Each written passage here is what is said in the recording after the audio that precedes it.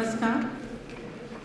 Welcome at the Appreciation Course for Officers Trainees of the Indian Administrative Service Phase 1 and Royal Bhutan Civil Service organized by Parliamentary Research and Training Institute for Democracies, Lok Sabha Secretariat.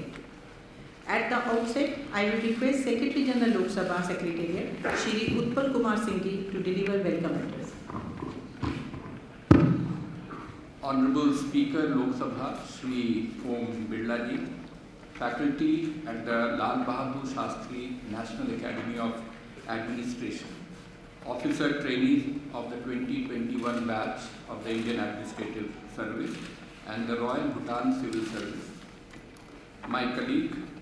Shri Prasenjit Singh, Additional Secretary and Director Pride. I am extremely delighted to welcome officer trainees of the Indian Administrative Service and officer trainees of the Royal Bhutan Civil Service to this appreciation course in parliamentary processes and procedures being organized by the Parliamentary Research and Training Institute for Democracy, PRIDE. May I also express my gratitude to Honorable Speaker Shri Om Birla Ji for making time to meet the officer trainees and share his thoughts and ideas about the nature and dynamics of parliamentary democracy in India.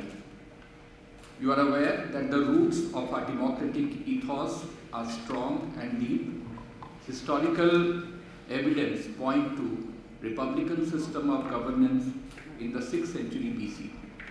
In addition, while monarchical and feudal order held sway at the macro-political level, participatory political structures were able to hold on to their own in what are referred to as our village republics. The English East India Company and thereafter the British Crown could not ignore this primal national urge for greater control over our collective destiny, and as such were forced to cede more and more space right through the 19th and the 20th centuries for Indian participation in the governance, which eventually culminated in our attainment of freedom and adoption of a constitution-based federal republican governance model. Friends, our strong and ancient democratic moorings is the source of our steadfastness in upholding democratic principles and values, evident in the unshakable faith in the Constitution, in our fair and timely elections, the seamless transfer of power after each election, the healthy balance between the three organs of the state, and the vibrancy of our federal polity. This, by any estimation, is a remarkable feat, considering that strong doubts were expressed in many quarters regarding the viability and desirability of the democratic experiment founded on universal adult franchise in a country poor and illiterate, ravaged for 2 centuries by an exploitative colonial power. We have come a long distance since then, and the credit, to a great extent, deservedly can be attributed to the Parliament of India for the enlightened stewardship of the nation's collective destiny. Friends, having served in the IAS for 3.5 decades, I will not be immodest in making the claim that the Indian Administrative Service has played a significant role in nurturing and nourishing the sinews of democracy in the last 7 decades by virtue of the critical role officers have played right through their careers from the grassroots level to the highest decision support roles at the state and central governments, and the respect that all of these officers have displayed to the rule of law and to the elected democratic institution. This service is unique in that it gives you, each of you, a 360-degree exposure of our democratic system, its processes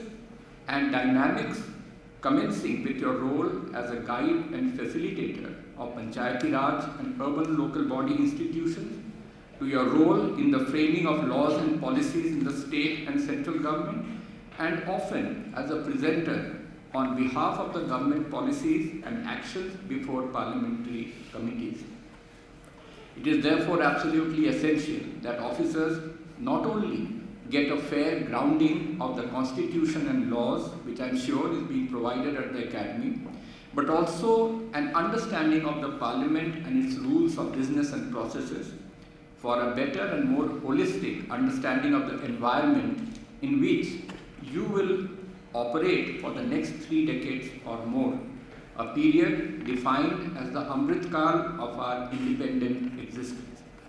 Friends, in the course of the orientation, Pride will try and sensitize you to various facets of interface between Parliament and honourable members of Parliament. The relevance of all that you are going to be exposed to may not seem apparent right now, but I can assure you that in the course of your long careers, you will face innumerable situations where some of the knowledge gained here will stand you in good stead. Friends, as you embark upon your journey in the service of the nation, my advice to you will be to stay humble and remain connected to the people as possible, no matter how high you may rise. Be firm where you need to be. Develop the habit of listening and reflecting on all inputs before arriving at a decision. Be relentless in your pursuit of improving the lot of the last person in the queue, and above all, to continue to have an abiding faith in our Constitution and our democratic system. I wish you Godspeed in your endeavors. Thank you. Jai Hind.